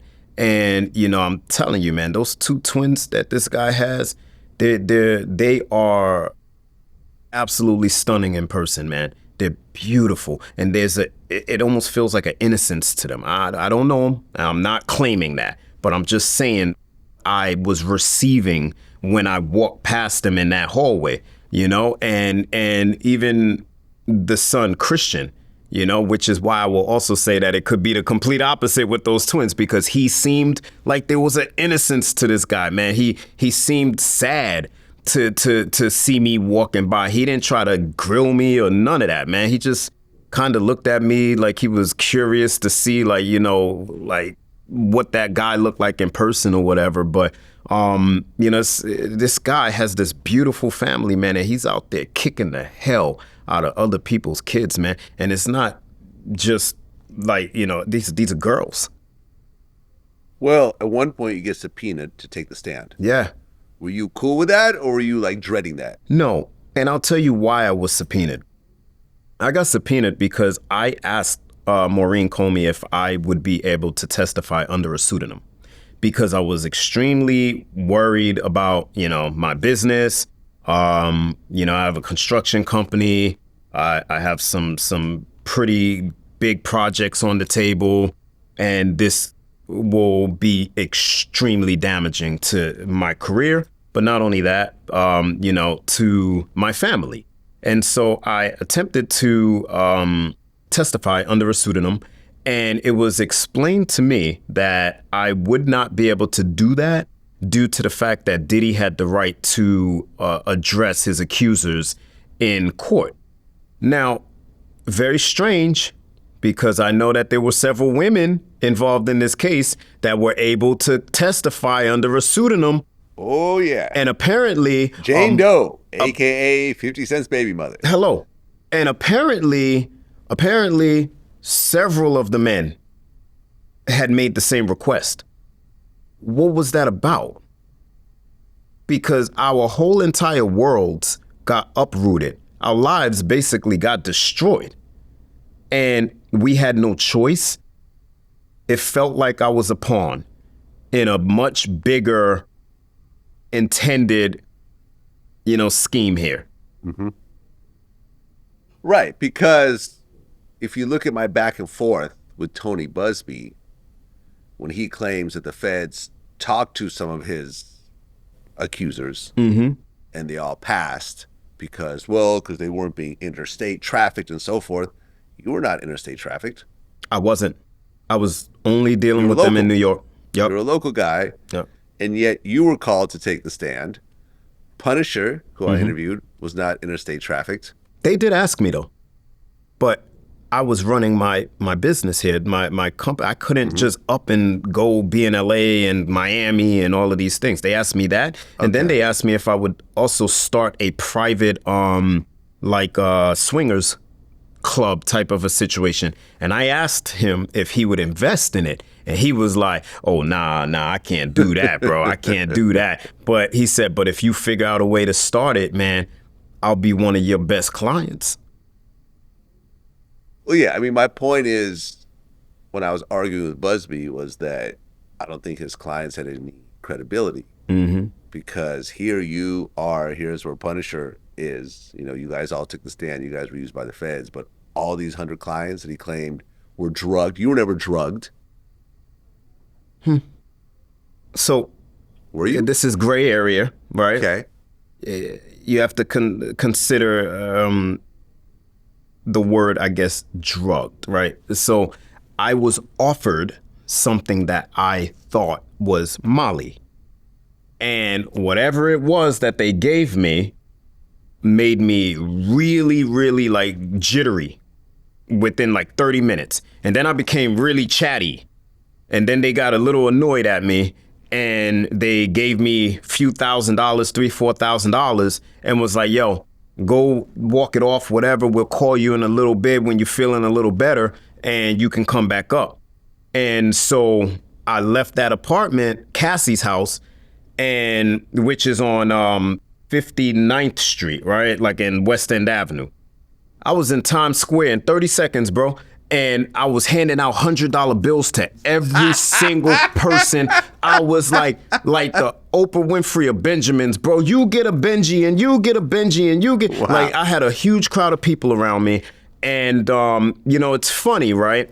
But I said this before. I said, now imagine if I would have ended up in Brownsville or East New York or, you know, the wrong place in Harlem, you know, trying that, doing that. Yeah. I was out of my mind, dude. I just wanted to just love everybody, bro. You know? And so I would have got kidnapped most likely. And like these dudes would have been like, yo, this dude is rich. He got rich people around him somewhere. We getting him. So it was a dangerous situation. They gave me something. They watched that it made me completely inebriated and completely, you know, discombobulated altogether. And they basically threw me out of the house and left me go out there like that. Okay, so the trial starts. Do you take the stand before Punisher, or? I'm the first First one. First escort. And I say that because Maureen Comey promised me she wasn't going to use that word escort. Yeah. And that was one of the first words that she used to describe me. Okay. So now you're on the stand. Are you really nervous? Nah, I was angry at Diddy. Okay. Like really angry at him because he could have stopped this shit. And none of us had to go through this had he just paid the girl. Yeah. So Diddy's actually ice grilling you as you're doing this. Oh yeah. He's staring me down hard, man. And like he's trying to intimidate me, right? And I get it. Like, who wants, you know, this witness coming in that's going to be testifying against you? The thing is this, man. I wasn't trying to put Diddy in jail for the rest of his life or anything. I don't care about any of that. I don't want to say I don't care about it, but what I felt was that if he got life in prison, the only part that I would be happy about with that is the time that should have been equivalent to what a man should get for beating the crap out of a woman the way he was beating the crap out of her. That was the only thing I cared about. I know nothing else about him sex trafficking anyone and drugging people and baby oil laced with this and that. I wasn't involved in none of that. I didn't witness any crimes. Yeah. I didn't witness any crimes. The only crime I witnessed was this man beating the crap out of this woman. Yeah. And even then, there's only one element of that I actually saw, and that was when he grabbed her hair and dragged her to that room. Yeah. But then you did hear slapping. I hear it. Yeah. I hear it. But if this gentleman here dragged you over to the next thing and I'm hearing slaps, does it mean you actually getting slapped? I mean, listen, I'm not saying. You could infer that. I'm not saying that, you know, she was not getting slapped. I'm 99.99999% positive she was getting her butt kicked, right? But I'm just saying, I didn't see it. Like, did you feel you were sex trafficked? No. Yeah. Like, you were paid to have sex with Cassie. It's not a bad gig. You know, but listen. I would have volunteered for that job. I disagree when you say it's not a bad gig. Because you got to understand, had the dynamic been what they told me it was, it's just you. Hell of a gig, bro. Yeah. Now, I understand. With Diddy there, it's not a great gig. I get it. No, it's not even that. Yes, that does make it not a great gig as well. But I was not making an informed decision on, based on the truth of what was actually happening. Yeah. I was sticking my, junk inside of a trash bag full of 50 other men's junk that was sticking their stuff in there, whatever cesspool that was. Yeah. Nah, bro. Nah, that's infuriating. No, I got you. I'm being facetious. Yeah, I got you. At the end of the day, I think most men would like to sleep with Cassie if given the opportunity. Of course. So that's the part I'm Cassie talking back about. then. I don't know what she looks like now after 3 kids, but I mean. Well, the trial progresses. 13 male escorts were mentioned in the case, and they showed a bunch of the pictures. We'll actually show the picture on the screen right now. So now you got to see, you knew about Clayton, but now you hear about at least 11 other guys. So you get to see the visual of all that. And more witnesses take the stand. Are you following the case more or less, or not really? Not really, bro, because I have friends all over the world. I have friends in Africa. I have friends in Germany. I have friends everywhere. Man, people were calling me in their countries like, bro, yo, is this you? And it's a terrible sketch of me. Yo, you're on my bus right now. Like, it was nuts. I kind of just went under a rock. I wanted to do everything that I could to try to save my business. And I just kind of stopped watching all of that, man. So I haven't even seen, any of the other guys that came out beyond the picture of all the guys, that were on there. Right. What did you think about the whole Jane Doe testimony? I didn't even follow her testimony, bro. Yeah. Well, I can't tell you, I interviewed Don the dealer, who basically was there during her first introduction to the freakoffs. Okay. And he said she was totally with it.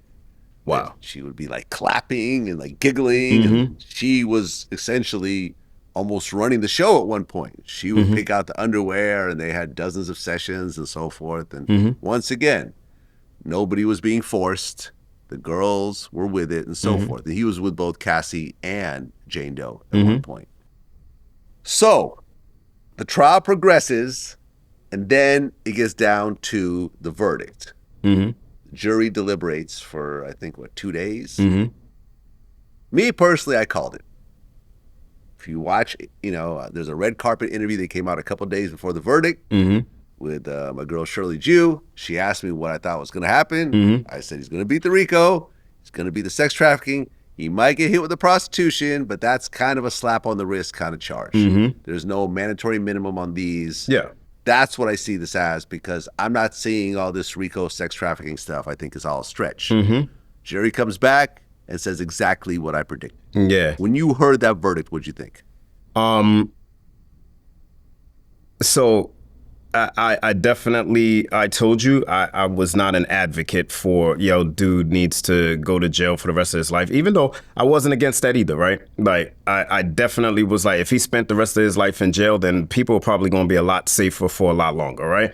But at the same time, I was more so concerned with him, getting the amount of time that he should, that would be appropriate for the crime that I witnessed him commit. Because again, I didn't know anything else about that. But to be fair, he was not charged with that crime. Correct. He was not charged with domestic violence. And this is the thing. Which is why I shouldn't have been there. Right. So that was my point. People try to get on me because I've said this whole time what I've been saying. And they're like, what about all the times he beat Cassie?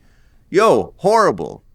I've said the whole time, this is a domestic violence case that has ballooned into a RICO and sex trafficking and prostitution, all this other stuff. But at the heart of it, it's really sex trafficking. No, sorry. At the heart of it, it's really domestic violence. Correct. But domestic violence is not a charge. It's past the statute of limitations. Yeah. I'm going to say this to you. Not that I'm saying it was wrong. But what he did was really bad, but he's not being charged with that. But Vlad, I'm going to tell you how he is going to be charged with that. That judge is Indian. His mama is going to be, he has every Indian auntie and every Indian woman across the whole entire country is going to really be the ones convicting that dude, man. Well, yeah, because, look, I interviewed Judge Mattis, right, who was a former state judge. He knows more about this than me and you put together times 100. And he said that the judge could actually give him a very stiff sentence based on everything that came out on the stand. Yeah, for sure. Even though if you look at it as just straight prostitution, and that was it, then yeah, it probably would be a slap on the wrist. So we don't really know. Now, what's interesting is that after the verdict comes in, Cassie writes a letter to the judge asking Diddy not be let out before sentencing because she feels that her life is in danger. I thought this was kind of foul. Yeah. Because from my point of view, this girl got $20 million from Diddy, $10 million from the Intercontinental.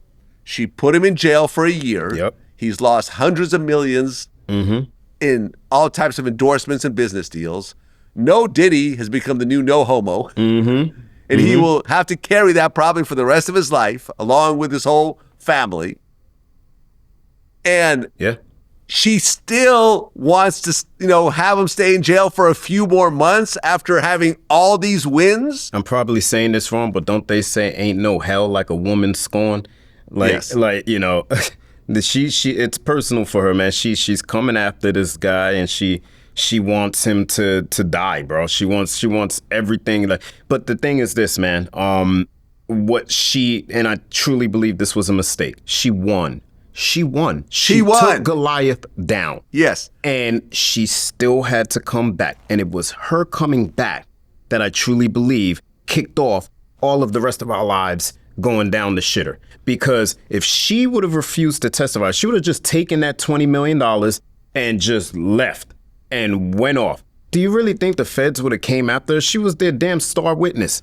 She could have gone on a cruise somewhere. Anything. They wouldn't be able to reach her. Anything. That'd be the end of that. And now she's being sued herself. Right. And in the the words of your boy, Clayton Howard, he said, in the world of vengeful exes, Cassie's the heavyweight champion. Bro, I don't know about that, but she's up there. She's up there. She's up there. I done seen some pretty cold shit, man, from women that maybe we'll talk sometime. Well, the prosecutor, Maureen Comey, who is the daughter of former FBI Director James Comey, was actually fired shortly after the verdict. Yeah. Which kind of sends a message that the feds probably told her not to take on this case in the first place. Yeah. It's probably unwinnable. She's like, no, I'm going to take it on. And they're like, well, okay. Yeah. At your own risk.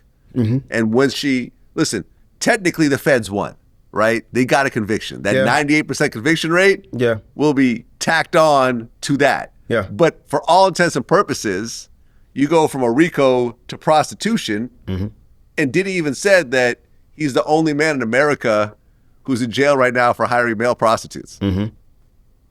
Right?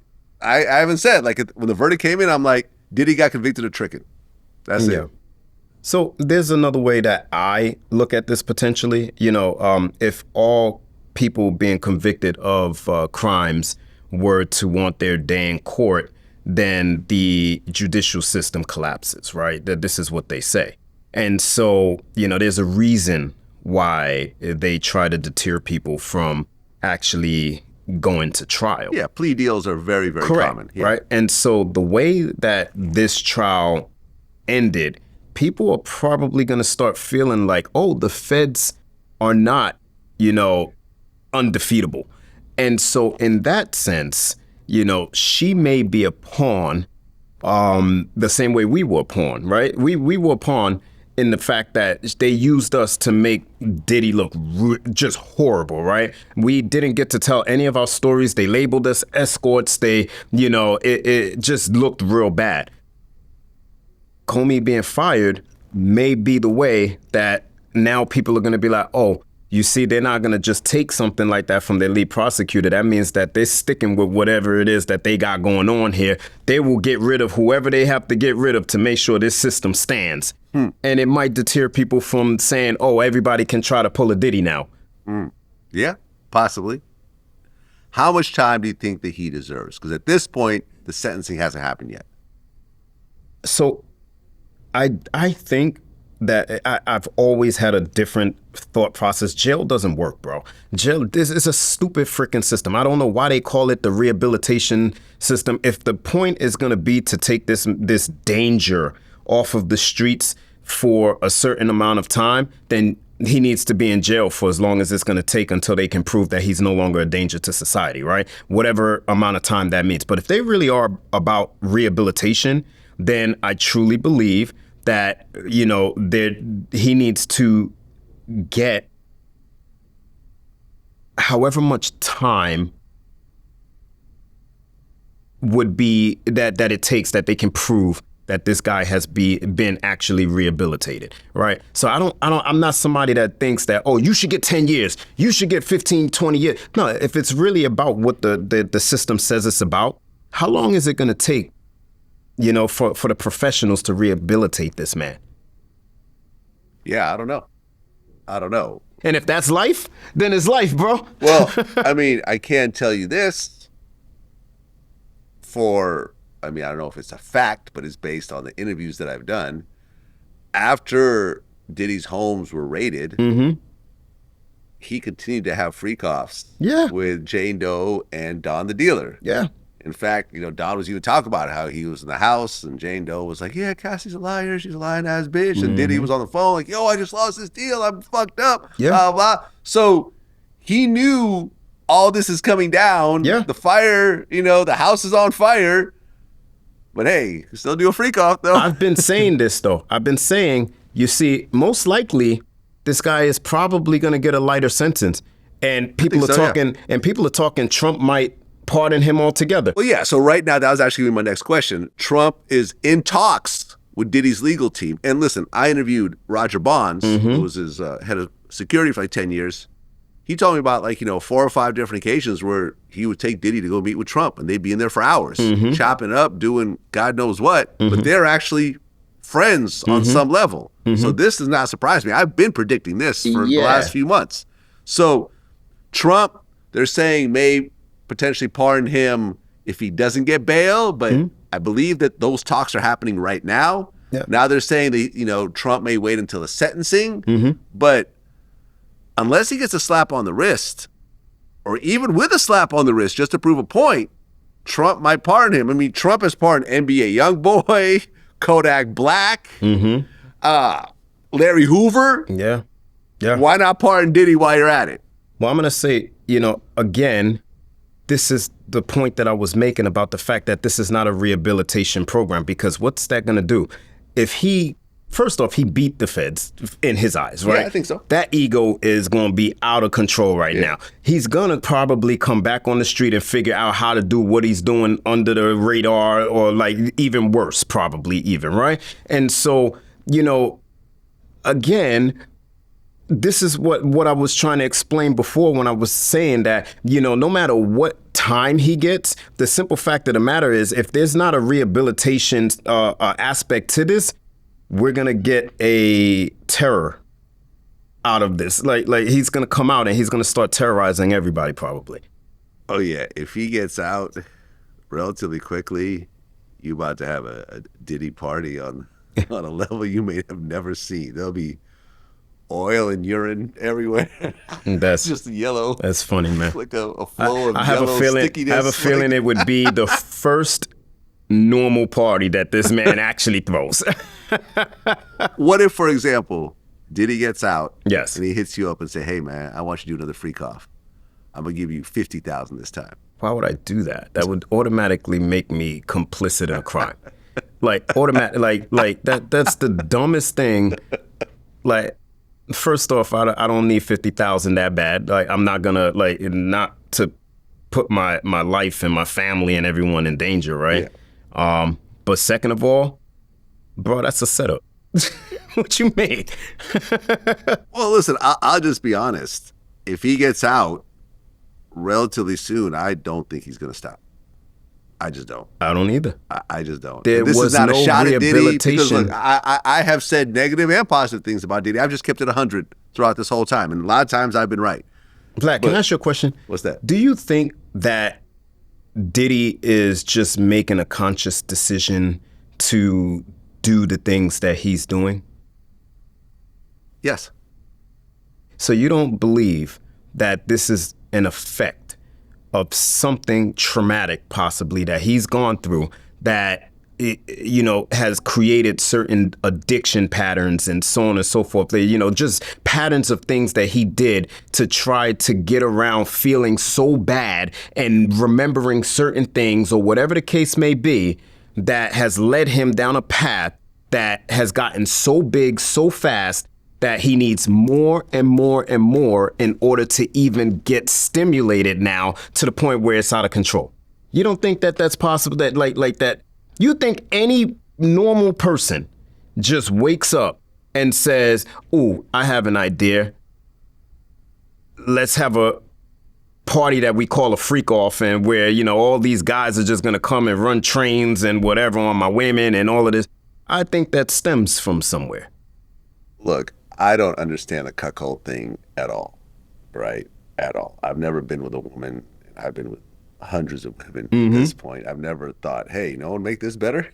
If a guy with a big dick came in and, you know, rammed this woman in front of me. I remember I had my man Esquito on here. And he was saying, like, the worst thing a man could see is he's with this woman and the phone says Punisher, like, on her phone. Like, that's the last thing he wants to see in life. I don't get it, right? Me and you had a conversation. I had an ex that wanted me to pee on her. Yeah. I did it. She wanted to try it. I'm like, I don't get what you getting out of it. She sort of explained it to me. I still didn't get it. I didn't do it again with anyone else. It wasn't my thing. But everyone has their kinks and their fetishes. And what's to say that some of the stuff that I do behind closed doors isn't viewed as weird by the rest of the world? And I feel that most men, if given an unlimited amount of money and an unlimited amount of access, would ultimately do some version of this in their own type of way. You know, maybe it's having women lick toes all the time, or maybe it's, you know, you hear about the Shannon Sharp. There was some BDSM stuff going on in his situation. You know, look, this is a man that's worth tens of millions of dollars.